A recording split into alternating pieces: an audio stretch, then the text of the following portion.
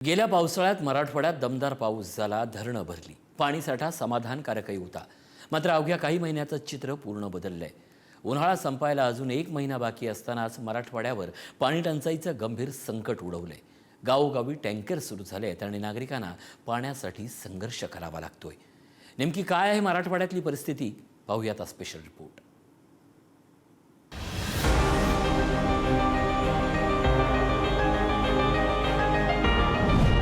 गेल्या पावसाळ्यात मराठवाड्यात दमदार पाऊस झाला. मात्र या उन्हाळ्यात तापमान वाढीनं उच्चांक गाठला. अति कडक उन्हामुळे पाण्याचे स्रोत अपेक्षेपेक्षा वेगानं आटू लागले. धरणातील पाणी साठा कमी होऊ लागल्यानं चिंता वाढली. उन्हाळ्याचा 1 महिना शिल्लक असतानाच मराठवाड्याच्या बहुतांश भागात पाणी टंचाईच्या झळा तीव्र होऊ लागल्यात. प्रशासनाकडे पिण्याच्या पाण्यासाठी टँकरची मागणी वाढली आहे. बीड आणि धाराशिव हे 2 जिल्हे वगळता उर्वरित जिल्ह्यांमध्ये टँकर सुरू केलेत. विभागीय आयुक्तालयाच्या अहवालानुसार मराठवाड्यातील छत्रपती संभाजीनगर, जालना आणि लातूर या 3 जिल्ह्यातील तहानलेली 63 गावं आणि 26 वाड्यांना पाणी पुरवठा करण्यासाठी 106 टँकर्स धावतायत. हिंगोली जिल्ह्यामध्ये गेल्या काही दिवसापासून पाणी टंचाई संकट हे गडद झालेलं आहे. एप्रिल महिना संपतोय, आता मे महिना लागतोय. मात्र अशा स्थितीमध्ये जे आहे तर पाणी टंचाई झळा जे आता निर्माण झालेला आहे. आपण हिंगोली शहरापासून जवळच एका तलावामध्ये आहोत. या तलावामध्ये पाणी नाहीये, कारण या तलावातून जरी कुठे पाणी पुरवठा होत असला तरी या तलावामध्ये असलेल्या पाण्यामुळं आजूबाजू जे काही खेडे आहेत त्या गावातील पाण्याला जे आहे म्हणजे सोर्सला पाणी राहण्याची शक्यता होती. मात्र हा तलावच पूर्णपणे कोरडा झालाय. त्यामुळे आता संकट जे आहे ते पाणी टंचाईचं गडद होत चाललेलं आहे.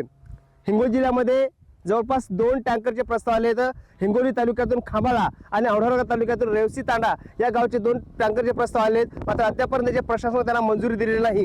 त्याचबरोबर अधिकारी देखील प्रस्ताव जे आहेत ते शासन दरबारी पडून आहेत. एकीकडे जलजीवन मिशन योजनेअंतर्गत हिंगोली जिल्ह्यातील 656 गावांमध्ये ही योजना मंजूर होती. प्रत्यक्षात 348 गावांमध्ये जे आहे ते जलजीवन मिशन योजनेचं पाणी मिळालं असा दावा प्रशासन करतंय. मात्र वास्तविक पाहता अनेक गावांमधील जे जलजीवन मिशनच्या विहिरी आहेत ह्या पूर्णपणे कोरड्या आहेत. आजही त्या गावातील नागरिकांना पाण्यासाठी वन भटकंती करावी लागत आहे. आपण ज्या तलावामध्ये आहोत या तलावामध्ये आज स्थितीमध्ये पाणी नाहीये. त्यामुळं आजूबाजूचे जे काही ग्रामीण भागातील खेडे आहेत त्या गावामध्ये पाणी सोर्स नाहीये. त्यामुळे त्या गावकऱ्यांना जे आहे ते पाण्यासाठी भटकंती करावी लागत आहे. आणि दुसरीकडे मात्र प्रशासनाच्या दरबारी म्हणजे धुळखास पडलेले प्रस्ताव, त्यांना न मिळालेली मंजुरी ही गावकऱ्यांची भटकंतीसाठी म्हणजे वेळ येऊन ठेवलेली आहे. त्यामुळे आता प्रशासन लवकरात लवकर या गावकऱ्यांना पाणी कसं मिळेल याची उपाययोजना कधी करतं हे पाहणं आता महत्त्वाचं ठरणार आहे. मराठवाड्यात 154 विहिरी अधिग्रहित केल्यात. यावर्षी एल निनोचा प्रभाव मोठ्या प्रमाणात मराठवाडा आणि इतर भागांमध्ये जाणवणार आहे. एकीकडे धरणातील पाणी साठ्यात मोठ्या प्रमाणात बाष्पीभवन होत आहे, दुसरीकडे कमी पावसाचा अंदाज. अशा दुहेरी संकटाकडे मराठवाडा बघतोय. आता जो काही ट्रेंड डाटा मिळत होता त्यात असं म्हटलं जातं की ऑगस्ट सप्टेंबर या महिन्यामध्ये ते अल्निनो परिस्थिती निर्माण होईल असा एक अंदाज गेल्या महिन्यापर्यंत, गेल्या 15 दिवसापर्यंत म्हटला जात होता. परंतु लेटेस्ट म्हणजे काल परवाचा डेटा उपलब्ध होतो आहे त्या ठिकाणचं तापमान झपाट्यानं वाढतं आहे. आणि असं एक इंडिकेटर मिळत आहेत की ऑगस्ट सप्टेंबरला जो अल्निनो निर्माण होणार होता तो कदाचित मेमध्येच आपल्याला तो निर्माण होईल आणि त्याचा फटका आगामी पावसाळ्यावर देखील दिसतो आहे. आणि आता जे काही IMDने 92% पावसाळा पडेल असं सांगितलं होतं, कदाचित त्यात देखील खूप मोठी घट आता अपेक्षित आहे. साधारणतः 75 ते 80% पाऊसच आपल्याला अपेक्षित होईल. सध्या मराठवाड्यातील अनेक गावांमध्ये जनावरांसाठी चारा आणि पाणी पुरेसं असलं तरी पुढच्या काळात टंचाई जाणवण्याची शक्यता आहे. मराठवाड्यामध्ये असलेले मोठे, मध्यम, लघु अशा एकूण 929 प्रकल्पांमध्ये सध्या 45.18% एवढा जलसाठा उपलब्ध आहे. तरीही पाणी टंचाई टाळण्यासाठी उपाययोजना सुरू आहेत. वाढत्या उन्हामुळे लातूर जिल्ह्यातील काही भागात तीव्र पाणी टंचाई जाणवायला सुरुवात झालेली आहे.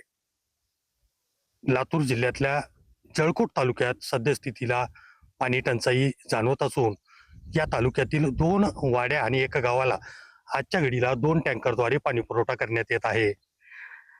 तर लातूर जिल्ह्यातील 21 गावे आणि तांड्यांसाठी 22 विहिरींचे अधिग्रहण करून पाणी पुरवठा करण्यात येत आहे.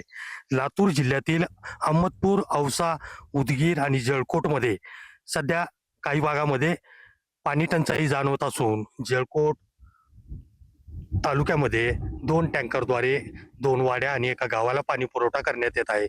लातूर जिल्ह्यातल्या 8 मध्यम प्रकल्पासह जवळपास 125 मध्यम आणि लघु प्रकल्पांमध्ये सध्याच्या घडीला 50% पाणीसाठा असल्याचं सांगण्यात येत आहे.